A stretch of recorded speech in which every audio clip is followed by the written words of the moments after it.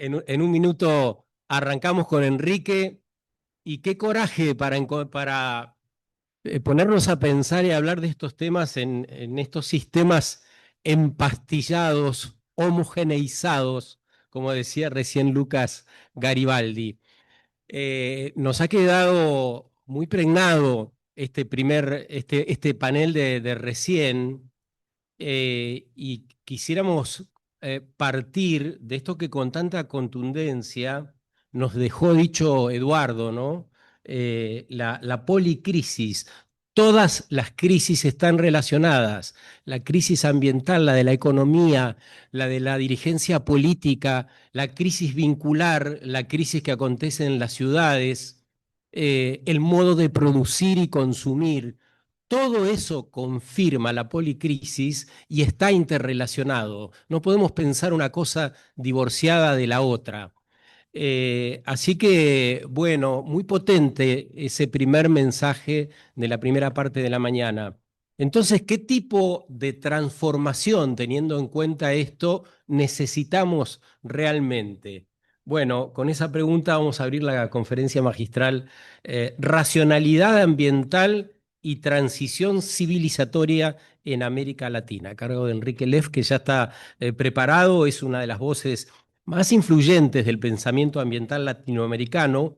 Su obra ha sido fundamental para comprender esta crisis ecológica de la cual estamos hablando. Es un destacado sociólogo y economista mexicano, investigador emérito de la Universidad Nacional Autónoma de México y del Sistema Nacional de Investigaciones.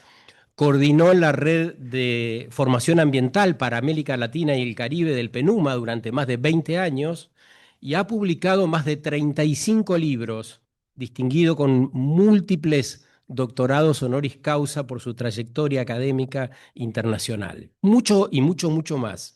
Con ustedes, Enrique Leff.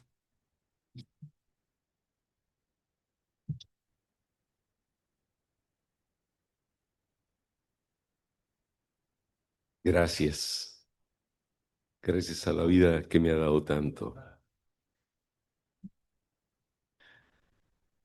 Debo empezar agradeciendo, efectivamente, agradeciéndote, Silvia, Gonzalo, Belén, Carlos, el honor, el privilegio que me confieren al haberme convidado a este espacio que se dice de regeneración de la vida, que es un espacio de retomada de, de una conciencia de la humanidad y de una responsabilidad histórica de la humanidad frente a un acontecimiento histórico donde la palabra acontecimiento se manifiesta con toda su enigmaticidad. El enigma que tenemos que descifrar. Un enigma que va más allá de las intenciones de una deconstrucción de lo que fue la elaboración histórica de la racionalidad, del esquema de racionalidad que domina al mundo, que tiene cooptadas a las conciencias y a los modos de comprensión de la humanidad, ¿no? Eso es un enigma. Hace ya más de medio siglo, y cuando decimos medio siglo es para darle fuerza a la comprensión de lo que significa medio siglo, cuando medimos los tiempos históricos en términos de tiempos, medio siglo de que irrumpió esta conciencia de que algo andaba mal en la manera como la humanidad venía conduciendo el proceso histórico y se venía insertando en ese proceso histórico. Llamémoslo el proceso de eso que se llama desarrollismo, progresismo, ¿no? Esta idea generada por el iluminismo de la razón, ¿no? Esa construcción que nace de la ruptura o de la construcción cartesiana como fundamento, digamos, de comprensión del mundo y del mundo humano y que abre las puertas a la modernidad y que desencadena un, un proceso, un proceso guiado por lo que Heidegger denominó el mundo de la técnica y que condujo a Carlos Marx a pensar la estructura del capital como la estructura social, el modo de producción, pero la estructura social que venía configurando el mundo de la racionalidad, ¿no? Esa racionalidad de la modernidad que fue desgranada, digamos, analizada por un gran pensador, Max Weber, el pensador de la racionalidad de la modernidad, que impulsó a la escuela de Frankfurt dentro de esos esquemas, a criticar la modernidad, pero que finalmente, déjenme decirlo ya claramente, ha quedado atrapada en ese esquema de la racionalidad. 50 años debieran ser suficientes para que la humanidad tomara conciencia realmente de esa falla histórica. Porque, déjenme ya decirlo, la crisis socioambiental, la crisis climática, no es, digo, sí conduce a un colapso ecológico, pero no es de carácter propiamente cósmico ecológico. El desquiciamiento de la biosfera que estamos experimentando, viviendo en estos momentos, es una construcción antrópica. Como ayer sintetizábamos, porque así surgen de repente los slogans, las palabras con Silvia, es una construcción antrópica que derivó en una consecuencia entrópica. Lo que hoy estamos experimentando es la tendencia histórica hacia lo que yo vengo denominando hace mucho tiempo la muerte entrópica del planeta. Y eso no es poca cosa.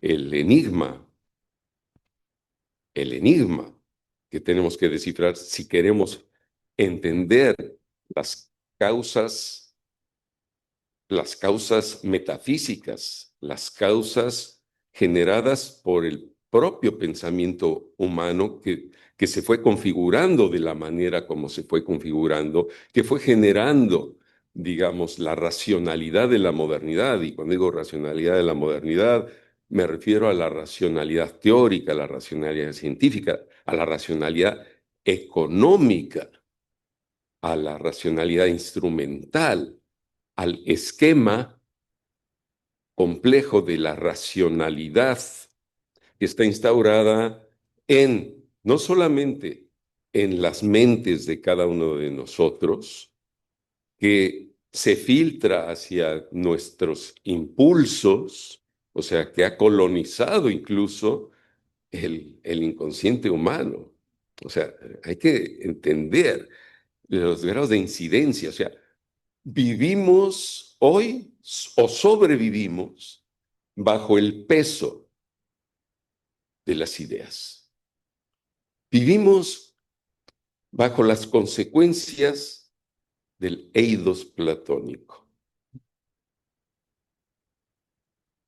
Y si hablo en términos hoy, sobre todo filosóficos, incluso más que sociológicos o antropológicos o económicos, es porque la raíz, digamos, de esta historia que ha conducido a la catástrofe ecológica, al desquiciamiento del metabolismo de la vida en el planeta, está en ese enigma.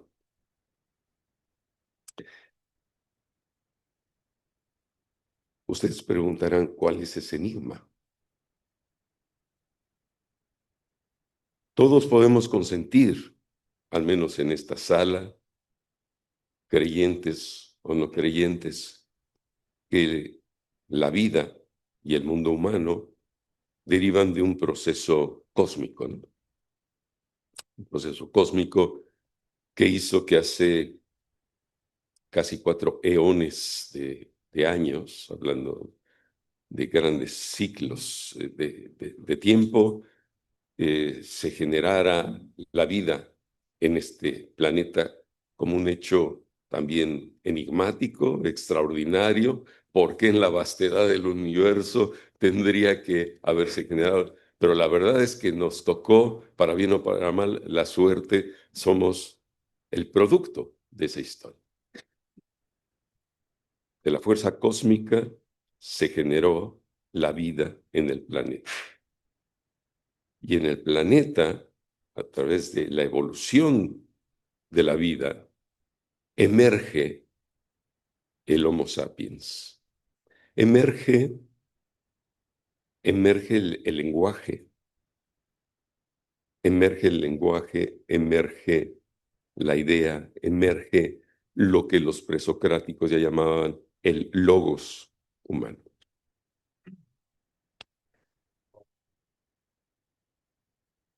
La vida nace de esa fuerza cósmica, de eso que Heráclito denominó bajo el término de physis. La physis es la potencia emergencial de todo lo que existe, de todo lo que existe en el universo y de lo que, la forma particular de lo que existe en este planeta, que es ni más ni menos que la vida. Y el enigma es el siguiente. ¿Cómo es que la vida que emerge de una potencia cósmica, que lo que genera es vida diversa y un devenir de la vida, porque en el concepto de physis, el concepto del devenir, también de Heráclito, es un devenir que va hacia la diversificación de la vida? Esto que aquí valoramos como diversidad de vida es el efecto de esa fuerza cósmica que generó no solamente diversidad de vida en términos estrictamente biológicos, sino de vida cultural, ¿no? La diversidad cultural de la humanidad. El enigma, para terminar de señalarlo, es el hecho de que de una fuerza cósmica generadora de diversidad de vida, cuyo modo de ser es generar diversidad de vida, haya surgido el orden simbólico que caracteriza a la humanidad y que ha terminado por constituirse en la mayor fuerza destructiva de la vida. Se dan cuenta que decir esto es decir algo más o más de fondo que lo que dijo Meadows et al. Al hablar de los límites del crecimiento. Sí, el Club de Roma fue esa instancia que, habiendo financiado, promovido con el MIT este estudio, ¿no?, de Donella Meadows y sus colaboradores, ¿no?, los límites del crecimiento, levantaron la alarma de que había este proceso instaurado en el orden de la modernidad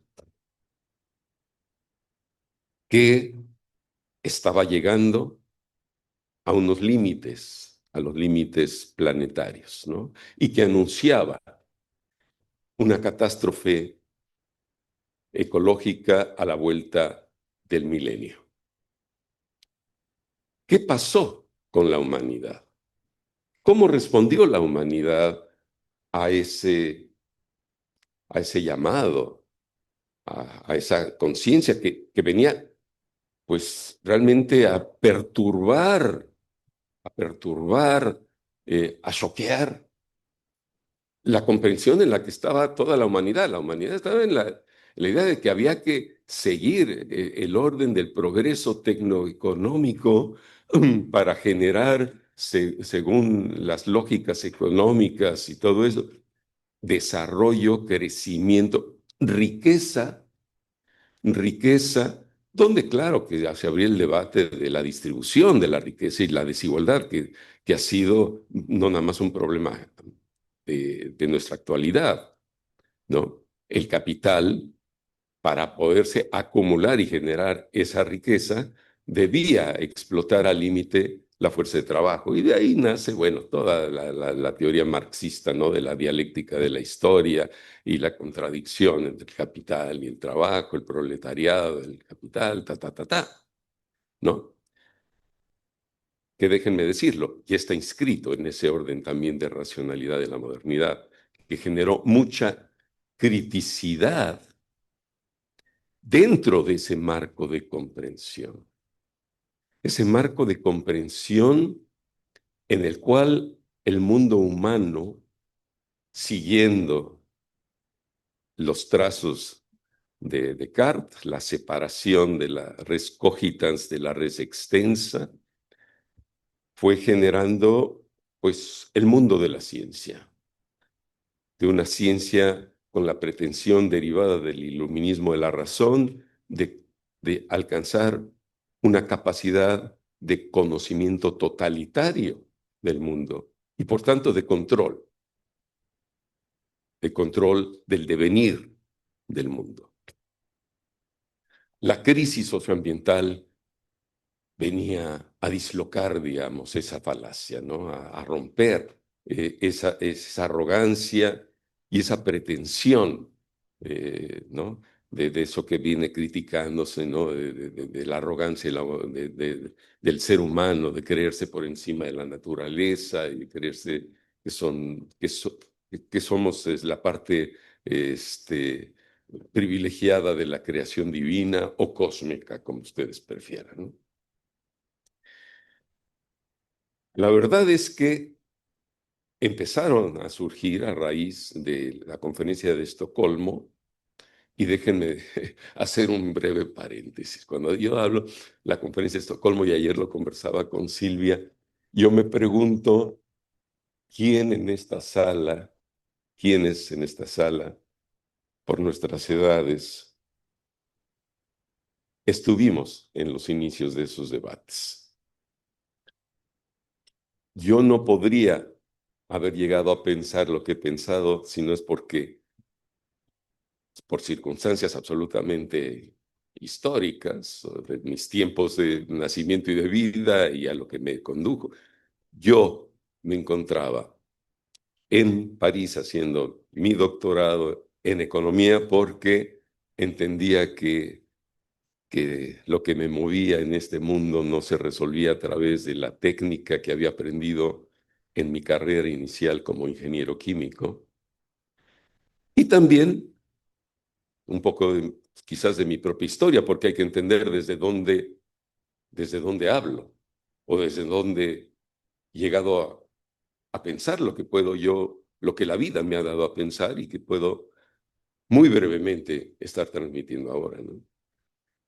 La vida me llevó a ser líder estudiantil en el movimiento de 1968 en México. Y no pude haber pasado por esa experiencia de vida sin que eso me llevara a decidir que, que no podía seguir el camino de la técnica y tenía que llegar a entender, no lo que todavía no se entendía en ese momento, hablo de 1968, que previo a la cumbre de Estocolmo, sino entender esa voluntad de dominio, ¿no? Sobre la vida, la violencia ejercida sobre la humanidad, todas esas cosas que explotaron también las desigualdades sociales, ¿no? Eh, bueno, las luchas sociales que despertaron en la década de los 60, todo eso que me tocó vivir.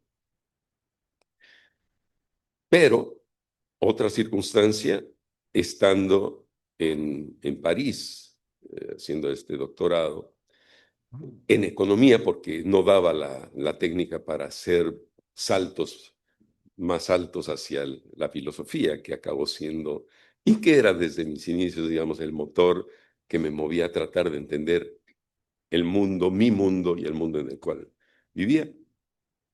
Uno de los seminarios que seguí con mayor rigor, digamos, fue el que dirigía Ignasi Sachs, nombre que debe resonar en algunas y algunos de ustedes, quien, previo a la cumbre de Estocolmo, Maurice Strong lo llamó para que asesorara, y fue yo uno de los grandes asesores que delineó el discurso de la cumbre de Estocolmo, y que fue abriendo después el campo del desarrollo. Entonces, fue desde esos primeros momentos que mis intereses intelectuales, yo diría mi pulsión epistemofílica, fue atrapada por la cuestión de la crisis socioambiental. Y desde entonces llevo más de 50 años de estar tratando de entender esta cuestión, y por eso llegar a estos puntos, digamos, de deconstrucción realmente histórica de esta cuestión, y por eso he dicho lo que he dicho hasta ahora. Pero una vez señalada digamos, este shock histórico, esta crítica radical a la manera como la humanidad venía conduciendo su proceso de humanización, incluso la comprensión de lo que era el humanismo en esos momentos, donde dominaba todavía este divorcio entre la arrogancia de la supremacía humana y la naturaleza, que estaba ahí pues para ser explotada, para ser consumida, ¿no? Incluso en ese mandato, ¿no? Que algunos dicen, ¿no? El Papa Francisco ya medio lo moderaba y decía, no, no, no es eso lo que dice la Biblia, ¿no? ¿No? El mandato de dominar a la naturaleza para la supervivencia humana. Dicho esto, lo que ahí empezó a generarse, más allá de hablar de crecimientos cero y las reacciones, incluso de América Latina en ese momento, de decir, nosotros tenemos derecho y más bien necesidad de desarrollo. Entonces, no me hablen a nosotros en 1972 de crecimiento cero. Para que América Latina salga de la pobreza, necesitamos crecer, pero de manera sustentada. Desde esos momentos, en América Latina, se generó uno de los procesos más críticos al discurso que surge de los límites del crecimiento, ¿no? Esta cuestión de el problema no es propiamente el crecimiento, sino los modos de crecimiento, la desigualdad social está en la base de todo eso, ¿no? Recordarán la gran obra de América Latina, ¿no? Catástrofe o Nueva Sociedad, ¿no? Fundación Bariloche, Amílcar Herrera, en fin, toda esa intelectualidad de ese momento que sale a cuestionar un discurso también muy lineal de los límites del crecimiento, y desde ahí se empieza a generar un proceso que fue derivando en lo que hoy decimos el pensamiento ambiental latinoamericano, que ha sido desde sus inicios un pensamiento que no ha seguido al pie de la letra el discurso crítico que nació de la cumbre de Estocolmo, sino que paso a paso fue marcando una diferencia y un pensamiento propio y crítico, ¿no? Con muchas derivaciones. Pero como tengo que ser muy sintético, no puedo seguir toda la historiografía. Básicamente, dentro de todo eso, empezó a generarse inmediatamente una reacción a nivel internacional, ¿no? Y estoy hablando del informe Brundtland. El informe Brundtland empieza a cocinarse ahí para moderar esta idea de límites del crecimiento y catástrofe, y retomando incluso de IUCN el concepto de sustainability. Es un concepto que sale de esta comisión de planificación que en la mañana comentaba muy brevemente. De ahí sale el concepto de sustainability. Y empieza a manipularse el concepto de sostén. Y a través de toda esta parafernalia que fue las discusiones mundiales, ¿no? Sobre nuestro futuro común, y donde se fue configurando el concepto de sustainability, se fue abriendo un camino, digamos, de una reacción. Claramente una reacción que derivó en lo que hoy llamo una geopolítica del desarrollo sostenible, donde, donde cabe todo, donde parte de la sostenibilidad es la capitalización de la naturaleza. Lo tengo que decir ya en términos muy definitivos porque no da para desmenuzar todo ese proceso. Pero efectivamente surge una economía ambiental, propiamente la environmental economics, que es una derivación de la economía neoclásica y que empieza a valorar a la naturaleza, al ambiente, todas estas cuestiones en términos económicos. Y surge una economía ecológica que busca abrir paradigmas más interdisciplinarios, transdisciplinarios, porque toda esta cuestión de la crisis socioambiental, hay que decirlo desde un inicio, fue asociada directamente al problema de la extrema fragmentación del conocimiento científico. Se decía que había un problema de eso, de fragmentación disciplinaria, que no alcanzaba a comprender la complejidad de la crisis socioambiental. Entonces, asociado a la crisis ambiental, en los años 60 surge la idea de una crisis de la razón, surge estos esfuerzos de abrir las vías de una inter y transdisciplinariedad. Recuerdo el texto pues, que trascendió de Leo Apostel sobre interdisciplinaridad, pero están ahí también todos los esquemas de la emergencia de las ciencias de la complejidad, el pensamiento complejo de Edgar Morin, por ejemplo, Churchman, Eickhoff, los teóricos de sistemas, Bertalanffy, toda esta idea. Pero déjenme decir, toda esa idea volvía a ser un esfuerzo de buscar reintegrar la fragmentación del conocimiento científico sin cuestionar a fondo lo que implicaba cederle a la ciencia la primera y la última palabra en la comprensión del mundo y la posibilidad de actuar sobre el mundo. Lo que ahí se fue ocultando fue lo que implica el mundo de la ciencia. Hoy seguimos apelando a la ciencia, a la mejor ciencia posible. Muchos de los discursos que escuchamos de la discursividad en la cual se ha plasmado las mejores intenciones de responder a la problemática socioambiental que, como ya vimos incluso en la primera ronda, acá tiene derivaciones muy plurales.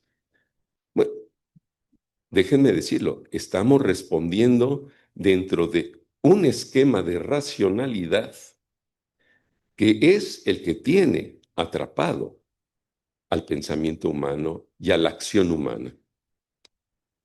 Déjenme decirlo ya sin ambajes.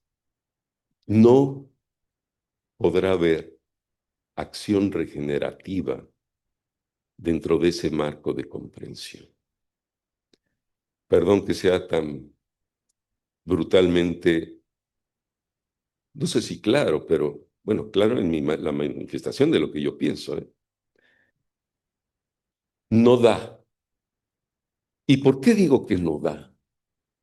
Porque la humanidad lleva más de 50 años construyendo esa discursividad de la sostenibilidad. Y y las instancias que tenemos en este mundo están atrapadas en esa discursividad. La economía verde, ¿cómo se llama? Y les voy a dar algunos ejemplos para que vean, o sea, más claramente. En Río 92, 20 años después de Estocolmo, más, ¿cuál es el primer capítulo de de la Agenda 21? El segundo es de la biodiversidad, pero el primero es sobre el orden económico. O sea, ya desde entonces, el orden económico es el que domina el mundo. De ahí surgió el protocolo de Kioto, que a todas luces ha fracasado. ¿Por qué? Porque fue la pretensión, y es emblemático eso, ¿eh? La pretensión de controlar las emisiones de gases de efecto invernadero a través de estas políticas de, Dios mío, 2 minutos, 2 minutos, de transacciones económicas, ¿no? Y de derechos de contaminación. O sea, la humanidad no ha logrado darle la vuelta a ese esquema de racionalidad. Me quedan 2 minutos y apenas estaba en los prolegómenos. Y yo sabía que esto iba a pasar. No hay manera de desgranar esto. Y si no lo desgranamos, queda en una especie de dichos, no hay manera. Y aún que aprecio que está organizada estos 2 días para que realmente dialoguemos y todo eso, queda también como un espacio de tiempo. ¿Sí? Tengo que acabar diciendo, porque tengo ya 1 minuto y medio, dice, ¿hacia dónde va el giro?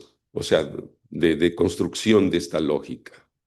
Porque no se puede pensar la sustentabilidad, la regeneración de la vida, la apertura a este devenir de la fisis como generación de diversidad de vida y convivencia biocultural en el planeta, que es a lo que tenemos que aspirar, si no es rompiendo ese esquema de racionalidad. Si me pueden dar 5 minutos más, ¿sí? Miren, voy a dar otra vez. ¿En qué está el pensamiento humanitario, sociológico más avanzado de nuestros tiempos de la modernidad? ¿No? Habermas, herencia de la Escuela de Frankfurt, ¿no? Racionalidad comunicativa. ¿Qué es la racionalidad comunicativa? Pensemos, dice, yo lo hablo, decía Habermas, yo lo hablo a los valores, a la diversidad, pero los valores tienen que ser expresados y defendidos, legitimados, argumentados racionalmente. Entonces es un esquema de comunicación que pone como privilegio la racionalidad, sometida, decía, a un saber de fondo. ¿El saber de fondo de quién? ¿De quién? Y fue ahí donde En 2004, al publicar mi libro Racionalidad Ambiental, el capítulo 7 entra de lleno a esa crítica y abre las vías para ir más allá de la inter y de la transdisciplinaridad a lo que he venido llamando el diálogo de saberes. Tengo que decirlo nada más así, no puedo decir todo lo que hay atrás. ¿En qué está la sociología? Giddens, Beck, ¿no? ¿No?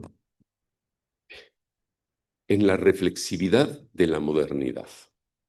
La reflexividad de la modernidad no es una reflexión deconstructiva del pensamiento, para decirlo claramente. Es la idea de que la humanidad está constituida, atrapada por un régimen de racionalidad que reacciona sobre sí misma, ¿no? Que reacciona sobre sí misma generando individualidades y modos de respuesta individualizados.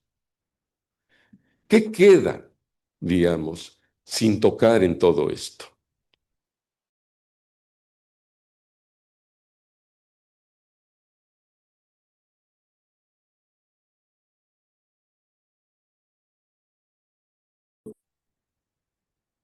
A un imperativo categórico que ya no es solo kantiano. El imperativo categórico que impera sobre el mundo es la reducción, la reducción ontológica de todo lo que existe al valor económico. Y esa es el fondo de la tragedia. Mientras no salgamos de eso y mientras todo lo estemos calculando en términos de compensaciones económicas, la única manera de pensar la sustentabilidad futura es de ir poco a poco armonizando esos modos. ¿Y quienes tienen la disposición en este mundo que vivimos de abrirse a eso? Porque lo han hecho a lo largo de toda su historia. Y no es que no haya habido catástrofes ecológicas, está la de la civilización maya, los pueblos de la isla de Pascua, hay todo eso, o sea, la mitología ha llevado también a guerras grupales y la violencia también existe ahí, pero tienen otra disposición a vivir en armonía, respetando los enigmas de la vida y tal, ¿no? Esto da para, para abrir. Hoy estamos, o sea, si queremos transitar, no es nada más construir alianzas entre nosotros, es aliarnos a las luchas de defensa de los territorios de vida, los derechos existenciales, culturales, territoriales de los pueblos de la tierra, porque son la parte de la humanidad que tiene la capacidad de regenerar la vida. Pero hoy, ante el colapso, este libro salió esta semana. Es un diálogo entre mi comprensión de la tesis de Heráclito y la filosofía zapoteca, que es uno de los pueblos emblemáticos tradicionales de mi país, de México, un diálogo con un filósofo zapoteca. Y déjenme decirles, llegamos al punto límite de lo que podemos pensar hoy en día. Ellos, porque así lo viven dentro de sus cosmovisiones, ellos están dispuestos a pensarse y a subsumirse dentro de el desvanecimiento, la degradación entrópica del planeta, reducirse nuevamente en almas, ánimas, átomos, pensando que la regeneración de la vida podrá venir en eones de años después. Ellos tienen esa disposición. Nosotros no. Entre nosotros, Elon Musk piensa que va a tomar su nave y él se va a salvar y él va a ir a la Luna o a Marte y los demás que vivimos en este planeta somos descartables, ¿no? Entonces, esto implica, si queremos pasar a una acción regenerativa, hay que reconstituir la economía. Una economía fundada en la potencia de la naturaleza, no una potencia económica que crece degradando y destruyendo la naturaleza y la vida. Una potencia que yo llamé hace 50 años, una productividad negentrópica, cosas que ningún economista ha querido retomar. Una bioeconomía que va más allá de la de Georgescu Ruegen, que no es una crítica, no es solo una crítica a la economía que existe entropizando el planeta, sino una economía que funciona a través de la productividad. Y una jurisprudencia, y con eso acabo, un orden jurídico que es el último a haber respondido en 50 años a la crisis socioambiental, que sigue anclado en el derecho positivo, privado y del capital, y que tiene que abrirse a regenerar, a generar una comprensión de los derechos colectivos de los pueblos, a los bienes comunes de la humanidad, algo que no existe en el orden jurídico, en la jurisprudencia. Hay que reconstituir esos espacios de convivencia.